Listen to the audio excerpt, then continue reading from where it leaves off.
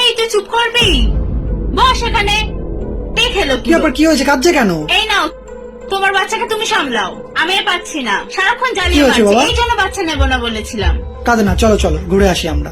তুমি একটা সামান্য তোমার নিজের বাচ্চাকে তুমি সামলাতে পারো না? না পারি না, পারবোও না। তাহলে এক কাজ করো, তোমার মাকে এখানে ডেকে নাও, যখন তুমি পারবে না ওকে একা সামলাতে। হ্যাঁ, আমার মায়ের তো আর ঘর সংসার নেই যে মা এখানে এসে থাকবে।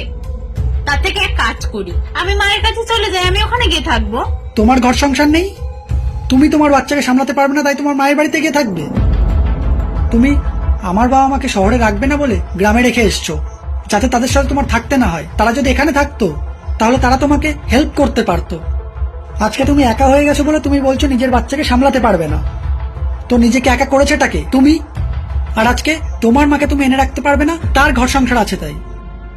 আর আমার বাবা মাকে নিজের ঘর সংসার থেকে তাড়িয়ে দিয়েছো। সবকিছুতে তুমি নিজের স্বার্থটা দেখবে, সেটা তো হবে না। আর বাচ্চাকে মানুষ করার দায়িত্ব মায়ের হয়। আমি তো বাইরে যাই, কাজ করি, তোমাদের ভালো রাখার জন্য ইনকাম করে আনি। আর তার সাথে যদি ছোট থেকে তুমি এরকম ব্যবহার করো, উল্টো পাল্টা বলো তুমি, আর এভাবে রাগ দেখাও, সে তো বড় হয়ে মায়ের প্রতি ভালোবাসা দেখাবে না।